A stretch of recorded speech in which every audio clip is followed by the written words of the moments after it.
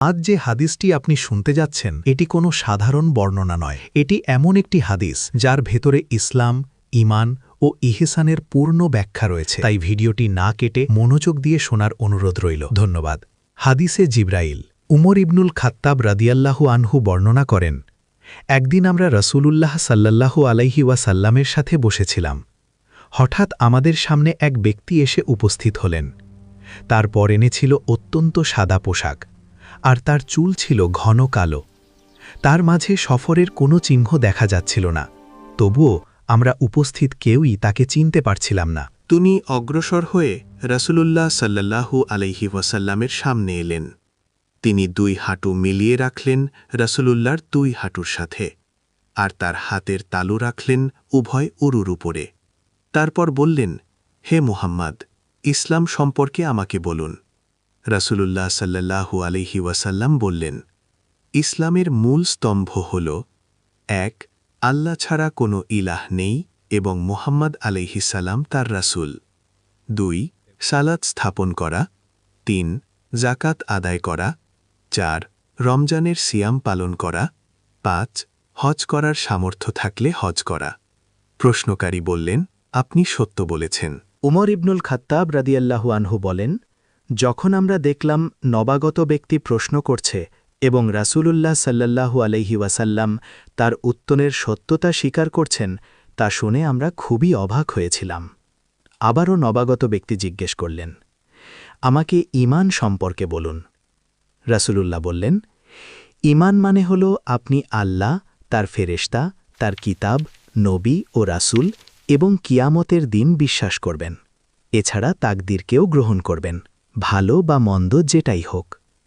প্রশ্নকারী বললেন, আপনি সত্য বলেছেন। তারপর তিনি জানতে চাইলেন, আমাকে ইহসান সম্পর্কে বলুন। রাসূলুল্লাহ বললেন, ইহসান মানে হল আপনি আল্লাহর ইবাদা এমনভাবে করবেন যেন তাকে দেখছেন। যদিও আপনি তাকে দুনিয়াতে দেখতে পারবেন না, তবে তিনি সবসময় আপনাকে দেখছেন। এরপর তিনি প্রশ্ন করলেন, কিয়ামত কখন হবে? রাসূলুল্লাহ বললেন, এ ব্যাপারে জিজ্ঞাসিত ব্যক্তি জিজ্ঞাসাকারী অপেক্ষা বেশি জানে না। শেষে তিনি জানতে চাইলেন, আমাকে কিয়ামতের নিদর্শন বলুন। রাসূলুল্লাহ বললেন, দাসী তার কর্ত্রীকে সন্তান দিবে, আর আপনি দেখবেন নগ্নপদ বিশিষ্ট দারিদ্র্যগ্রস্ত রাখালরা একে অপরের সাথে বিশাল ভবন তৈরি প্রতিযোগিতায় অংশ নেবে।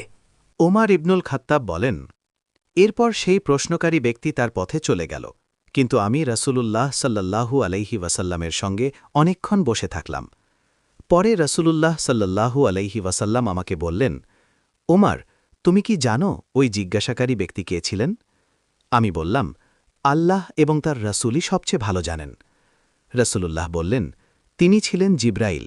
তিনি তোমাদেরকে দ্বীন শিক্ষা দেওয়ার জন্য এসেছিলেন। মুসলিম, কিতাবুল ঈমান, হাদিস 1/8। উপরের হাদিস মুসলিম কিতাবে বর্ণিত। তবে আবু হুরায়রা রাদিয়াল্লাহু আনহু এর বর্ণনাও বুখারী ও মুসলিম উভয় কিতাবেই পাওয়া যায়। এই হাদিস অত্যন্ত গুরুত্বপূর্ণ, কারণ এতে দ্বীনের মূল ভিত্তিগুলোর স্পষ্ট ব্যাখ্যা রয়েছে। ইসলাম, ঈমান ও ইহসান এই 3 স্তর বর্ণনার পর রাসূলুল্লাহ সবকিছুকে একত্রে দ্বীন হিসেবে উল্লেখ করেছেন। এভাবেই এই হাদিসের মাধ্যমে দ্বীনের জ্ঞানবিজ্ঞানের প্রায় সব শাখাই অন্তর্ভুক্ত হয়েছে। এর ভেতরে রয়েছে ফিকহ, আকিদা, জুহদ, অন্তরকে কোমলকারী বিষয়, সৎকর্ম এবং ইসলামী জ্ঞানের মৌলিক দিকসমূহ। ইসলামের অর্থ। রাসূলুল্লাহ সাল্লাল্লাহু আলাইহি ওয়াসাল্লাম ইসলামকে ব্যাখ্যা করেছেন মানুষের বাহ্যিক আমল দ্বারা, অর্থাৎ কথা ও কাজের মাধ্যমে প্রকাশিত আনুগত্য হিসেবে। এর সূচনা হয় মৌখিক সাক্ষ্য দিয়ে, আল্লাহ ছাড়া কোনো ইলাহ নেই এবং মুহাম্মদ সাল্লাল্লাহু আলাইহি ওয়াসাল্লাম আল্লাহর রাসূল, এ কথা দৃঢ়ভাবে ঘোষণা করা। এরপর মুসলিমের উপর ফরজ হয়।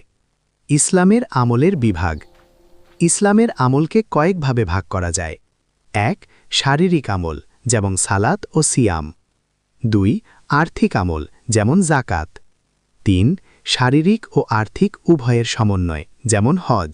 রাসূলুল্লাহর হাদিস, সেই ব্যক্তি প্রকৃত মুসলিম যার জিহ্বা ও হাত থেকে অন্য মুসলিম নিরাপদ থাকে। বুখারী কিতাবুল ঈমান, হাদিস 10, মুসলিম কিতাবুল ঈমান, হাদিস 40-64। এটি প্রমাণ করে সব বাহ্যিক আমলই ইসলামের অন্তর্ভুক্ত।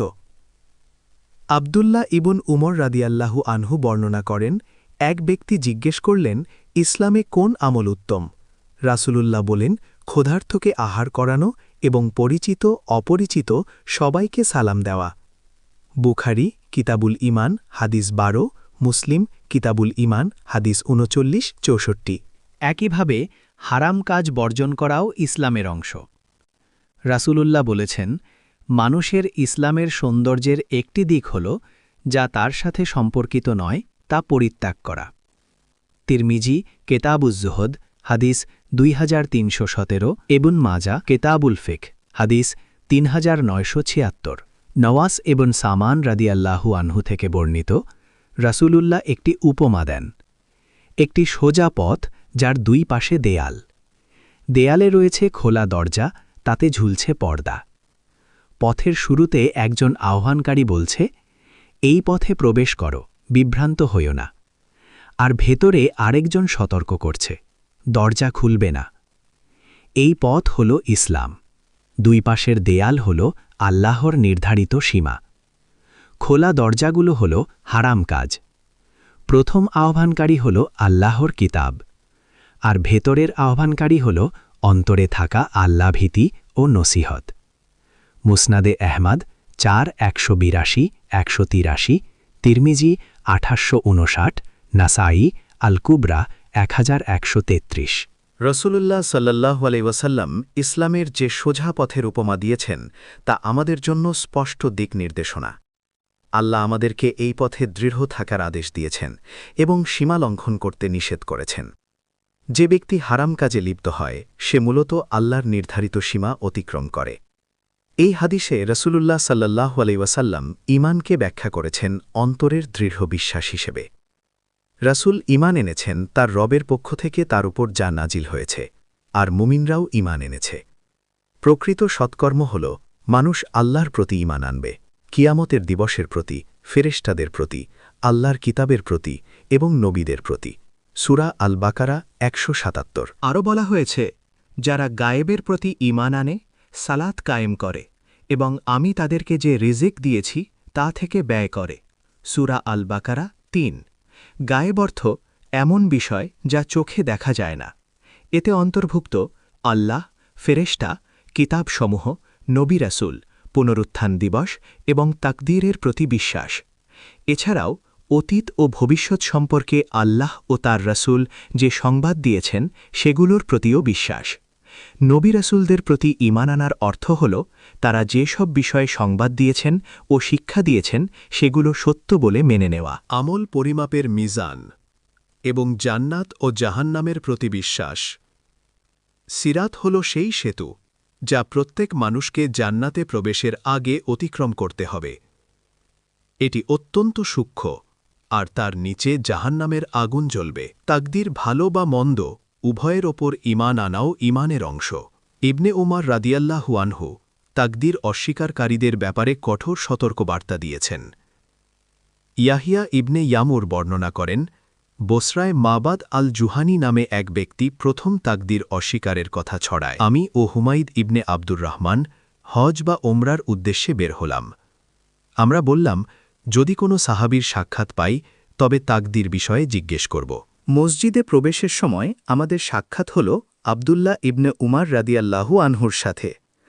আমরা তাকে জানালাম, কিছু লোক কুরআন তিলাওয়াত করে, জ্ঞান অর্জন করে, কিন্তু বলে তাকদীর বলে কিছু নেই, কিছুই পূর্বলিখিত নয়। তিনি বললেন, তাদেরকে জানিয়ে দাও আমি তাদের থেকে মুক্ত, আর তারাও আমার থেকে মুক্ত।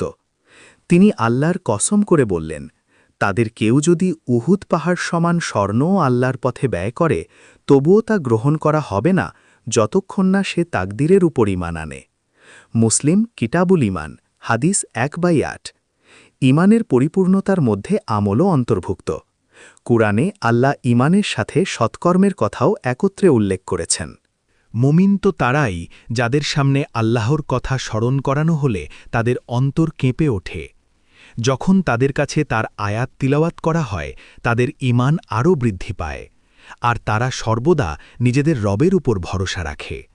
তারা সালাত কায়েম করে এবং আমি তাদের যে রিজিক দিয়েছি তা থেকে ব্যয় করে এ গুণসম্পন্ন ব্যক্তিরাই প্রকৃত মুমিন তাদের জন্য রয়েছে তাদের রবের কাছে উচ্চ মর্যাদা ক্ষমা এবং সম্মানজনক রিজিক সূরা আল আনফাল 2:4 ইবনে আব্বাস রাদিয়াল্লাহু আনহু বর্ণনা করেন রাসূলুল্লাহ সাল্লাল্লাহু আলাইহি ওয়াসাল্লাম আব্দুল কায়েস মোত্রের এক প্রতিনিধি দলকে বলেছিলেন আমি তোমাদের 4টি বিষয়ের নির্দেশ দিচ্ছি 1 আল্লাহর প্রতি ঈমান আনো তোমরা কি জানো এক আল্লাহর প্রতি ঈমান কি এর অর্থ সাক্ষ্য দেওয়া যে আল্লাহ ছাড়া কারোর ইবাদতের অধিকার নেই যিনি সবকিছুর মালিক আবু হুরায়রা রাদিয়াল্লাহু আনহু থেকে বর্ণিত রাসূলুল্লাহ বলেছেন ঈমানের 60-এর অধিক বা 70-এর অধিক শাখা রয়েছে এর সর্বোচ্চ শাখা হল লা ইলাহা ইল্লাল্লাহ বলা সর্বনিম্ন শাখা হল রাস্তা থেকে কষ্টদায়ক বস্তু সরিয়ে দেওয়া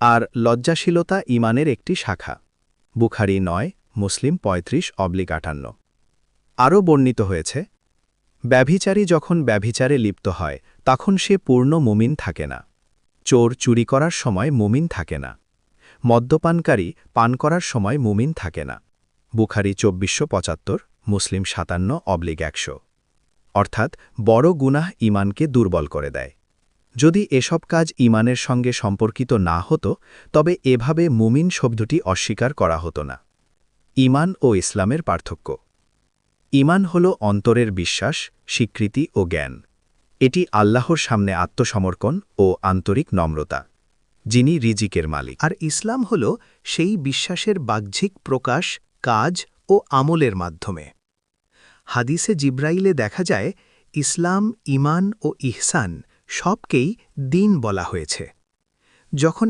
একটিমাত্র শব্দ ব্যবহৃত হয় তখন তা অন্যটির অর্থকেও অন্তর্ভুক্ত করে কিন্তু যখন দুটিকে পাশাপাশি উল্লেখ করা হয় তখন ঈমান বোঝায় অন্তরের বিশ্বাস আর ইসলাম বোঝায় বাহ্যিক আমল রাসূলুল্লাহ জানাজার দোয়ায় বলতেন হে আল্লাহ আমাদের যাকে জীবিত রাখেন তাকে ইসলামের ওপর জীবিত রাখুন আর যাকে মৃত্যু দেন তাকে ঈমানের ওপর মৃত্যু দিন মুসনাদ আহমদ 2.68 আবু দাউদ 3001 তিরমিজি 1023 ইবনে মাজা 1498 কারণ দুনিয়ায় মানুষ অঙ্গপ্রত্যঙ্গ দিয়ে আমল করে কিন্তু মৃত্যুর সময় তার সাথে থাকে কেবল অন্তরের ঈমান আলিমগণ বলেছেন প্রত্যেক মুমিনই মুসলিম কিন্তু প্রত্যেক মুসলিম পূর্ণ মুমিন নয় কারণ সত্যিকারের ঈমান অন্তরে দৃঢ় হলে তা মানুষকে ইসলামের আমলে উদ্বুদ্ধ করে যিনি বিচারের মালিক রাসূলুল্লাহ বলেছেন সাবধান শরীরে একটি মাংসপিণ্ড আছে এটি সঠিক হলে পুরো শরীর সঠিক হয় আর এটি নষ্ট হলে পুরো শরীর নষ্ট হয়ে যায় এটি হল কলব অতএব অন্তর সঠিক হলে আমলও সঠিক হয় আল্লাহ বলেন বেদুইনরা বলে আমরা ঈমান এনেছি তুমি বলো তোমরা এখনও প্রকৃত ঈমান আনোনি বরং বলো আমরা আত্মসমর্পণ করেছি কারণ ঈমান এখনও তোমাদের অন্তরে প্রবেশ করেনি সূরা আল হুজুরাত 49:14 তাফসিরকারদের মতে তারা সম্পূর্ণ মুনাফিক ছিল না বরং তাদের ঈমান ছিল দুর্বল আর আল্লাহ আরও বলেন তোমরা যদি আল্লাহ ও তার রাসূলের আনুগত্য করো তবে তিনি তোমাদের কর্মফলের কিছুই কমাবেন না নিশ্চয়ই আল্লাহ পরম ক্ষমাশীল পরম দয়ালু সূরা আল হুজুরাত 49:14 যদি আমাদের চ্যানেলটি সাবস্ক্রাইব না করে থাকেন তাহলে এখনই সাবস্ক্রাইব করুন এমন শিক্ষণীয় ভিডিও পাওয়ার জন্য ধন্যবাদ